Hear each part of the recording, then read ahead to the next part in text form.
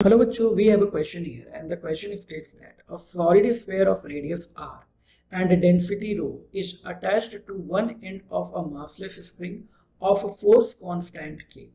The other end of the spring is connected to another solid sphere of radius r and density 3 rho. The complete arrangement is placed in a liquid of density 2 rho and is allowed to reach in equilibrium. The correct statement is R. क्या है correct statement, हमें वो बताना है। तो देखिए सबसे पहले यहाँ पे हम देखेंगे कि एक सॉलिड स्फीयर है जिसका रेडियस r है और डेंसिटी रो है। तो यहाँ पे हम मान लेते हैं कि ये हमारा वो सॉलिड स्फीयर है जिसका रेडियस r है और इसकी डेंसिटी रो है। इसको किसी एक मासलेस स्प्रिंग से अटैच किया गया है जिसका फोर्स कांस्टेंट k है। तो ये मान लिया वो स्प्रिंग है और इसका फोर्स कांस्टेंट k है। और बताया ये जा रहा है कि जो दूसरा एंड है स्प्रिंग का वो दूसरे स्फीयर से कनेक्टेड है जिसका रेडियस सेम है r, बट डेंसिटी यहाँ पे दी हुई है 3 रो। ओके, कंप्लीट अरेंजमेंट को हमने रखा गया है एक लिक्विड जिसकी डेंसिटी 2 रो है उसमें, यानी एक लिक्विड है जिसकी डेंसिटी 2 रो है उसके अंदर इस कंप्लीट अरेंजमेंट को रखा गया है and is allowed to reach in equilibrium, और पूरे सिस्टम को इक्विलिब्रियम में रीच करने को अलाउ किया जाता है। तो करेक्ट स्टेटमेंट क्या होगा, हमें ये फाइंड आउट करना है। तो यहाँ पे देखिए इसको हम मान लेते हैं स्फीयर नंबर 1 और इसको हम मान लेते हैं स्फीयर नंबर 2। ओके, ये हमें पता है कि जो स्फीयर नंबर 1 है वो कंप्लीटली इमर्स्ड है वाटर के अंदर, it is completely immersed in water. But sphere 2 के बारे में हम नहीं कह सकते कि ये कंप्लीटली इमर्स्ड है या नहीं है। तो फिलहाल हम मान लेते हैं कि ये वाला भी स्फीयर यानी स्फीयर नंबर 2 भी जो है वो उसका v वॉल्यूम इमर्स्ड है इस पूरे लिक्विड के अंदर। Okay, v volume of sphere 2 is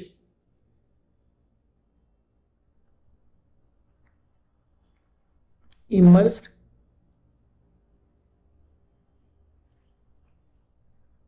in liquid, इसका भी वॉल्यूम इमर्स्ड है। और यहां मान लेते हैं कि इसका वॉल्यूम V0 है और ये पूरा का पूरा इमर्स्ड है, बट इसका कुछ वॉल्यूम इमर्स्ड है। स्फीयर 2 का कुछ वॉल्यूम इमर्स्ड है और स्फीयर 1 का पूरा वॉल्यूम जो है वो इमर्स्ड है। यानी अगर मैं इसका वॉल्यूम निकालूं ऑफ स्फीयर 1 का तो V0 हो जाएगा 4/3 पाई r क्यूब, ये हो जाएगा हमारे पास। और डेंसिटी ऑफ लिक्विड हमें दी हुई है ये है 2। क्लियर है। अब यहाँ पे दोनों का अगर मैं बात करूँ एफबीडी बना करके, तो यहाँ देखिए अगर मैं स्फीयर 2 की बात करूँ तो स्फीयर 2 का कुछ ना कुछ मास होगा जो नीचे की तरफ लग रहा होगा, वेट नीचे की तरफ होगा। और अगर इसका v वॉल्यूम जो है वो इमर्स्ड है लिक्विड के अंदर, इसका मतलब ये एक अपथ्रस्ट भी दे रहा होगा ऊपर की तरफ, राइट। मास को हम कैलकुलेट करेंगे वेलोसिटी और डेंसिटी के टर्म में। तो स्फीयर 2 के लिए जो वेलोसिटी है वो रो है और वॉल्यूम स्फीयर का मान लो हमने क्या मान रखा है यहाँ पे V0, दोनों स्फीयर का वॉल्यूम V0 है। ओके, इनटू g, ये हो गया। अब थ्रस्ट कितना लग रहा होगा, क्योंकि यहाँ पे सिर्फ v वॉल्यूम इमर्स्ड है पार्ट ये स्फीयर 2 का, तो यहाँ पे क्या हो जाएगा 2 रो यानी density of water into volume immersed, तो ये हो जाएगा v और इनटू g, ये हो गया। इतनी चीजें यहाँ पे ऐड कर रही हैं। अब अगर मैं फर्स्ट का मान लेता हूँ तो फर्स्ट का अगर मैं मानूंगा तो इसका भी वेट नीचे की तरफ लग रहा होगा mg, और क्योंकि इसकी डेंसिटी 3 रो है तो डेंसिटी इनटू वॉल्यूम हो जाएगा v0 और इनटू g।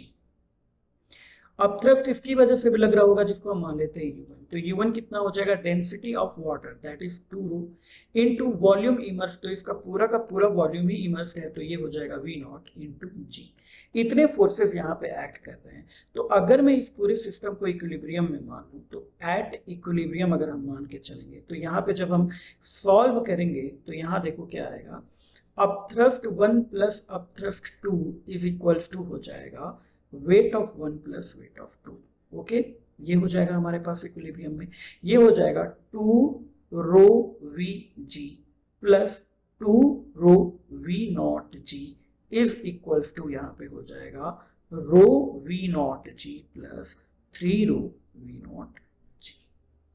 यहाँ से 2 रो को कॉमन ले लेंगे और g को कॉमन लेंगे तो ये हो जाएगा v प्लस V0, और ये दोनों ऐड होकर के हो जाएंगे 4 रो V0 जी से जी कैंसिल हो जाएगा, रो से रो कैंसिल हो जाएगा और 2 से ये 2 टाइम में। इसका मतलब यहाँ से जो हमें देखने को मिल रहा है वो v plus V nought is equal to 2v nought. It means v is equal to हो जाएगा v नॉट के बराबर। इसका मतलब यहाँ ये समझ में आया कि अगर हम स्फीयर 2 की बात कर रहे हैं तो ये भी पूरी तरीके से लिक्विड के अंदर सबमर्ज है, लिक्विड के अंदर पूरी तरीके से डूबा हुआ है, ये फ्लोट नहीं कर रहा है, यानी full volume of sphere 2 is immersed in the liquid. यहाँ से ये चीजें समझ में आई हमें। अब हमें यहाँ पे इलोंगेशन की बात कर रहे हैं, यहाँ पे इलोंगेशन कितना होगा इस स्प्रिंग में। तो अगर हम इलोंगेशन का टर्म लेकर के चलेंगे तो यहां देखो, अगर हम मान लेते हैं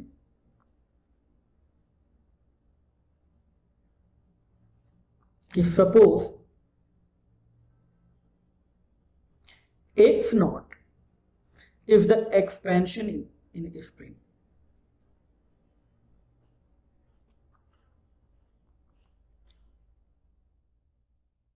तो यहां पे एक स्प्रिंग फोर्स लगेगा जिसकी वैल्यू कितनी हो जाएगी, स्प्रिंग फोर्स लगेगा जिसकी वैल्यू kx नॉट हो जाएगी। इसका मतलब यहां पे अगर हम बात करेंगे तो एक kx नॉट इसकी वजह से लग रहा होगा और एक kx नॉट, मतलब यहाँ पे अगर हम बात करेंगे तो एक स्प्रिंग फोर्स लग रहा होगा kx नॉट यहाँ पे।